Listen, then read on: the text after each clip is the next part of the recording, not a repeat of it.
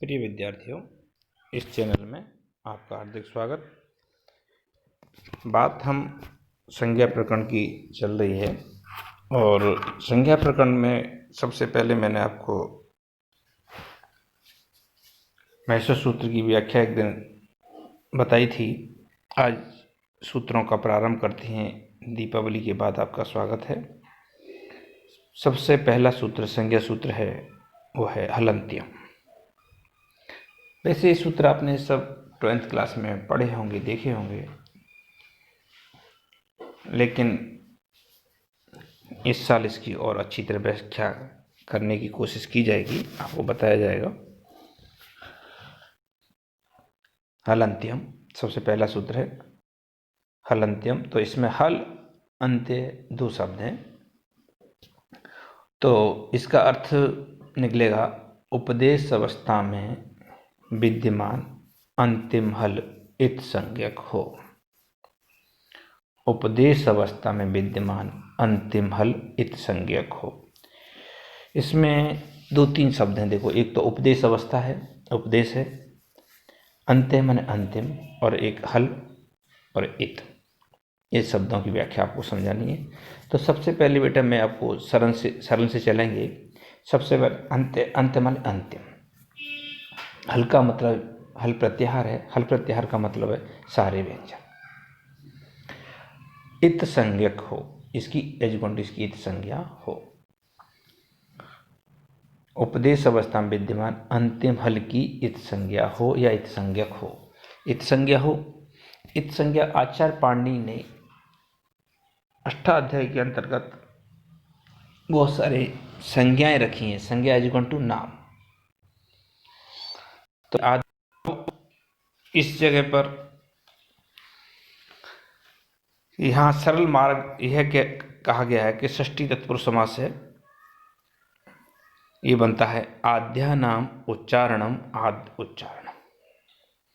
आद्य मतलब जो आचार्य पाणिनि से पहले हुए हैं। आचार्य पाणिनि से पहले जो विद्वान हुए हैं, या ऐसा ना करके जो पहले हुए हैं उनके बारे में जो विद्वान हुए हैं, जिसमें शिव, पाणिनि, कात्यायन, पतंजलि का जो उच्चारण है, का आदि का जो उच्चारण है, उसको उपदेश कहा है। और भाष्यकार ने तो इन सब का स्थल नियत कर दिया है। उन सब का कथन है कि प्रत्याहार सूत्र, धातुपाठ, गणपाठ, प्रत्यय, आगम और आदेश, ये सब उपदेश हैं। अर्थात इनमें जो अंतिम हल है, अंतिम व्यंजन है, उसकी इत संज्ञा होती है। ठीक है विद्यार्थियों। तो पाणिनि आद्या नाम उच्चारणम आद्य उच्चारणम, जो आद्यों अर्थात शिव, पाणिनि, कात्यायन, पतंजलि का उच्चारण है, उसे उपदेश कहते हैं। और भाष्यकार ने तो इसका स्थल निश्चित कर दिया है कि उन सब का कथन है कि प्रत्याहार सूत्र, धातुपाठ, गणपाठ, आगम, प्रत्यय और आदेश, ये सब क्या है? उपदेश है। इनमें जो अंतिम हल है, अंतिम व्यंजन है, उसकी इत संज्ञा होती है। और बेटा एक ध्यान रखना, हमेशा जिसकी इत संज्ञा होती है उसका हमेशा लोप होता है। तो उसके लिए सूत्र दिया आचार्य पाणिनि ने। दूसरा सूत्र है अदर्शनम लोपः। अदर्शन में दिखाई न देना, लोप मतलब लोप। अर्थात यहाँ पर है विद्यमान जो होते हुए भी दिखाई न दे। अविद्यमान का अदर्शन, विद्यमान का अदर्शन लोप संज्ञक होता है।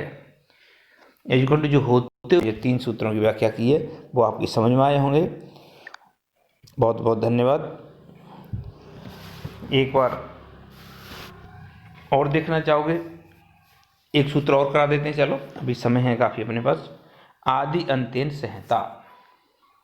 आदि अंतेन संहिता। आदि पहला वर्ण, अंतेन वर्ण अंतिम, सहित संहिता।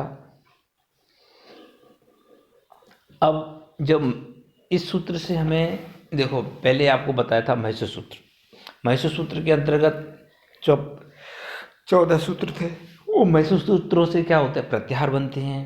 प्रत्याहारों में किस प्रकार बनते हैं उसके बारे में चर्चा भी कर रहे हैं। आदि अंतिम से, अंतिम इत से युक्त, अंतिम वर्ण कैसा हो, इत हो, एज इक्वल टू हलंत हो। इत से युक्त आदि वर्ण पहला वर्ण मध्यगत वर्णों की और अपनी संज्ञा हो। देखो विद्यार्थी, ऐसे आपको मैं वीडियो पे बता रहा हूँ, हो सकता है आपको देखने में दिक्कत आ रही हो, लेकिन एक बार आप वापस महर्षि सूत्र की तरफ जाओ तो सबसे पहला महर्षि सूत्र है अण। यह है इस तो सबसे पहले महर्षि सूत्र है अ ई उ अण। तो अब इसके ये महर्षि सूत्र है पहला। अगर हम प्रत्याहार अब बताए थे आपको 44, जैसे अण प्रत्याहार में कौन कौन से वर्ण आएंगे, तो अ से लगाकर ल तक, सॉरी अ से लगाकर अण तक। तो अब इसमें आदि वर्ण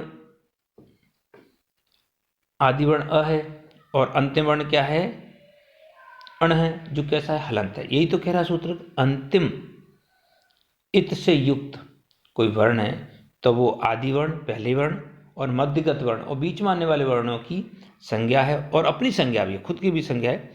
आदि वर्ण मध्यगत वर्णों की और अपनी संज्ञा है, इनका नाम है इसमें इन वर्णों की गणना की जाएगी। तो एक बार आप दोबारा समझिए, जैसे एक और चलो थोड़ा सा बड़ा सा प्रत्याहार बताता हूँ जिससे आपको क्लियर होगा। जैसे अच प्रत्याहार है। अच प्रत्याहार में का मतलब है अ से लगाकर च तक के सारे वर्णों की गणना कीजिए। पहली बात, अच में च कैसा, हलंत है, तो इत वर्ण से युक्त हुआ आदि वर्ण अ, ठीक है। तो वो मध्यगत वर्णों की और अपनी संज्ञा है, मतलब खुद भी उसके अंदर गणना की जाएगी, साथ में बीच वाले वर्णों की भी गणना की जाएगी। तो अ ई उ इसमें हलंत वर्णों की गणना नहीं की जाएगी, ठीक है, ये ध्यान रखना, क्योंकि वो हलंत्यम सूत्र से इत संज्ञा हो जाएगी और तत्सलोप से उनका लोप होकर उसमें वर्णों की संख्या कम हो जाती है। अब एक बार आप देखो, अ ई उ रील री ए ओ ऐ औ, ठीक है, हलंत वर्णों को छोड़ दिया जाए तो इन वर्णों की गणना की जा रही है। तो कहने का मतलब है कि वो अपनी संज्ञा करेगा, साथ में मध्यगत वर्णों की संज्ञा की जाए। तो ये है अपना प्रत्याहारों को के बारे में बताना कि प्रत्याहार में कौन कौन से वर्णों की गणना की जाएगी, मध्यगत वर्णों की जाएगी और खुद वर्ण जिससे वो प्रारंभ हो रहा। वही बात हमेशा ध्यान रखना कि प्रत्याहार होते हैं उसमें हमेशा पहला वर्ण पूर्ण होगा, दूसरा वर्ण हमेशा इत संज्ञा होगा, इत होगा, इज इक्वल टू हलंत होगा और उसकी इत संज्ञा होकर उसका लोप होता है। ये हमेशा आप ध्यान रखना। बहुत बहुत धन्यवाद विद्यार्थियों।